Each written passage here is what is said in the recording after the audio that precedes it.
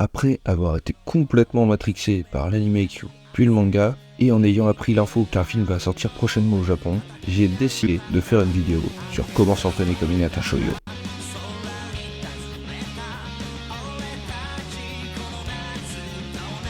Qui est Hinata Shoyo. Hinata Shoyo, c'est le protagoniste de l'anime et du manga Haikyuu, un anime et manga de sport qui porte sur le volleyball. D'ailleurs, Hinata lui-même est un jeune joueur de volley pour le lycée Karasuno, dans lequel il rencontre son rival et coéquipier Tobio Kageyama. Ses capacités spécifiques sont le fait qu'il a une grande vitesse, une grande agilité et une capacité à sauter haut. Sinon, il est un peu con, naïf, mais très facilement impressionnable par des choses, disons, simples. Il finit à la fin du manga par partir au Brésil après son lycée pour s'entraîner pendant 2 ans au beach volley en faisant un peu de salle à côté. Et puis il revient 2 ans plus tard au Japon pour devenir pro, pour l'équipe des Black Jackals notamment. Nous allons donc passer à l'analyse du joueur pour ensuite définir les objectifs à atteindre et enfin pour faire un programme d'entraînement comme le ferait Hinata Shoyo. Donc pour Hinata, les techniques clés ça va être l'attaque rapide, zéro débat, celle qui fera d'abord sans regarder, puis ensuite en regardant pour observer le bug, trouver les trous, pouvoir faire des feintes,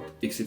On observe en deuxième technique clé, pas vraiment une technique, c'est plutôt le personnage en lui-même, une diversité d'attaques, allant de l'attaque basket, une attaque en plein centre avec un saut énorme. Il y a plein de choses possibles pour Hinata de toute façon, donc voilà, faut pas hésiter à voir Hinata avec un ensemble plutôt que Hinata qui peut faire seulement des attaques rapides. Ensuite, nous avons aussi dans le registre du réflexe ou de la pseudo-analyse pour le moment, ça va être les capacités de défense d'Hinata hors du commun. Donc ça peut être les défenses comme contre Inarizaki, où il va réussir à te placer et faire une superbe défense, ou les défenses qu'il va faire un peu avant par réflexe en se plaçant au bon endroit, mais sans réussir à faire une bonne défense manchette, et en faisant une défense épaule, une défense pied, etc.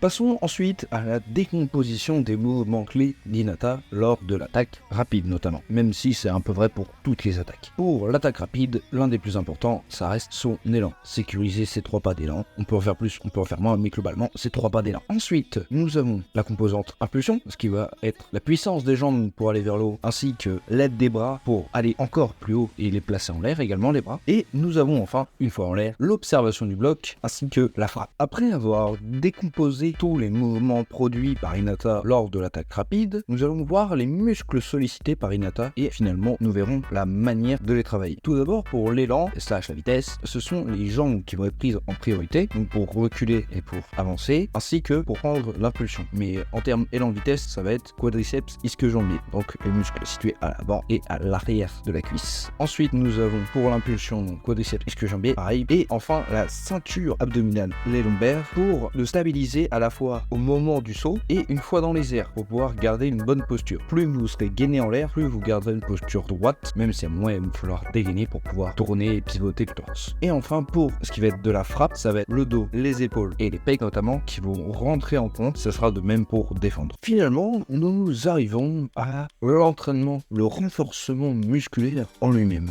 Comment on peut faire pour avoir la musculature d'Hinata Shoyo à la fin d'Haikyuu? Donc pour les jambes, on va faire du squat classique, c'est ce qui ressemble le plus à la triple extension d'un saut. On pourrait rajouter de l'explosivité, c'est-à-dire mettre une charge moins lourde pour se forcer à faire une remontée rapide. On fait une descente à la vitesse normale et on essaye une remontée le plus vite possible, bien sûr sans se blesser, en faisant très attention, mais on peut essayer ça. Ensuite du classique, du leg extension, on peut le faire en unilatéral ou on peut le faire également avec les 2 jambes. Ensuite pour tout ce qui va être ceinture abdominale, lombaire, on a 2 exercices possibles, enfin plusieurs, mais en théorie, un pour la ceinture abdominale, un pour les lombaires. Pour la ceinture abdominale, nous allons avoir le classique gainage. Donc nous pouvons faire gainage commando, le gainage en mouvement, le gainage classique, donc sans mouvement, le gainage sur le côté et le gainage banane. Pour les lombaires, un exercice très simple, assez connu, Superman, donc sur le ventre, on tend les bras, on tend les jambes, on décolle les jambes, on décolle les bras en même temps, et voilà. Et on répète ça plusieurs fois. Et n'hésitez surtout pas à me mettre en commentaire si vous voulez une vidéo complète sur le renforcement musculaire d'Hinata Shoyo. Là, on fait assez les grandes lignes parce que on a le renforcement musculaire, la mobilité et le mental à voir. Hinata Shoyo travaille tous ces points, mais si vous voulez une partie dédiée uniquement au renforcement musculaire mieux structuré, vous me le faites savoir en commentaire. commentaire. Pour ce qui va être du haut du corps, notamment dos, épaules, pecs. Donc pour les pecs, ce sera le classique développé couché. Pour les épaules, on sera sur un développé militaire assis ou également de l'oiseau aux haltères ou encore de l'élévation latérale. Ça peut même être et pour le dos, on va avoir les classiques traction, puis tirage vertical, tirage horizontal pour renforcer tout le dos. Donc voilà, pour ce qui est de la partie renforcement musculaire. Nous rajouterons à cela les exercices spécifiques pour la pliométrie. Donc la pliométrie, c'est ce qui va normalement renforcer votre saut, votre détente. C'est ce qu'il faudra, je pense, Hinata Shoyo devrait pratiquer, même si dans son cas, ça a l'air d'être de la génétique naturelle. Ce serait le squat jump. Donc littéralement, vous faites un squat et vous sautez. Donc ça, c'est plus au poids du corps. On aura également le box jump. Donc là, l'objectif, c'est de sauter le plus haut possible sur une box. Donc à un moment, vous allez être limité, donc il faut s'arrêter. Mais il y a la même façon en descendant d'une boîte et en sautant. Donc vous êtes sur la box, vous êtes debout sur la box, vous descendez, vous faites un squat et vous sautez. Arrive un point, malgré tout, assez important, le point souplesse et mobilité. Donc tout d'abord, qu'est-ce que ça vient faire là? Pourquoi on a besoin d'être souple dans le volley?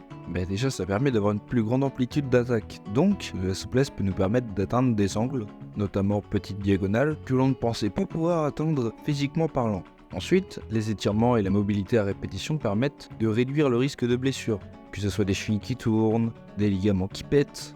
La mobilité fait que vous allez aller dans des amplitudes au fur et à mesure que vous ne connaissiez pas, que votre corps ne connaissait pas, et donc il pourra et aura moins de chances de se blesser. Également, faire de la mobilité et de la souplesse améliore légèrement la récupération musculaire post-entraînement. Donc on dit par contre quelque chose à ne pas faire que beaucoup font, ne pas s'étirer juste après le sport. Beaucoup disent qu'il faut, mais en fait vos muscles sont encore chauds, ont déjà des micro-lésions dues à votre entraînement, et du coup il ne faut pas vous étirer juste après le sport, sinon vous allez aggraver ces micro-lésions, mettre plus de temps à récupérer et pas forcément dans le bon état de forme. Pour ce qui est des étirements ou de la mobilité adaptés pour les joueurs de volley, je vous conseille d'aller voir le Instagram d'Axel Trouchev. C'est un joueur de volleyball professionnel qui joue actuellement en Grèce, si je ne dis pas de bêtises.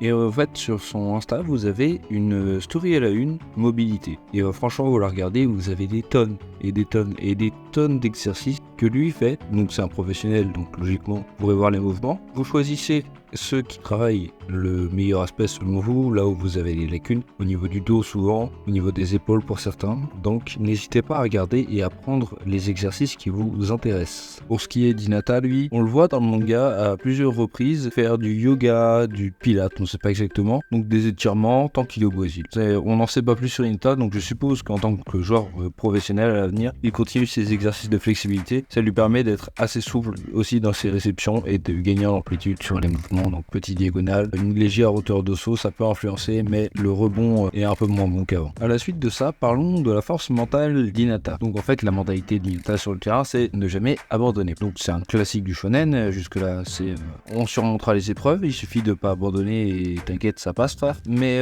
plus encore que ça, sur un terrain réellement, la mentalité c'est tant que la balle n'est pas tombée, on peut continuer de jouer. Faut se la donner, faut aller la chercher. On voit Hinata faire Spider-Man sur les murs, on voit Hinata aller chercher des balles touchées super loin. Donc c'est et de l'anticipation et de l'envie. En fait, c'est l'envie de se dire cette balle, tant qu'elle n'est pas tombée, elle est jouable. Donc voilà. Pour parvenir à une mentalité comme celle-ci, ne jamais abandonner, il faut avoir deux choses. Conscience de soi-même. Donc Hinata, il a conscience de lui-même surtout après son retour du Brésil. Donc il commence à se rendre compte de comment on le voit sur le terrain, des placements à avoir. Donc c'est plus professionnel qu'au lycée, logique. Et il va chercher des balles qui sont assez improbables. C'est plus Miyatsumu qui fait des sauvetages, mais juste après, il peut faire la passe, il est présent, il abandonne pas la balle, il la laisse pas tomber. Pour améliorer donc cette concentration sur la balle et cette pseudo-gestion du stress quand une balle nous arrive dessus, on peut avoir des techniques de respiration comme Wim Hof ou la technique de respiration au carré. Donc Wim Hof, c'est une technique qui a été développée par Wim Hof justement, qui survit beaucoup dans la glace et qui dit que d'après sa méthode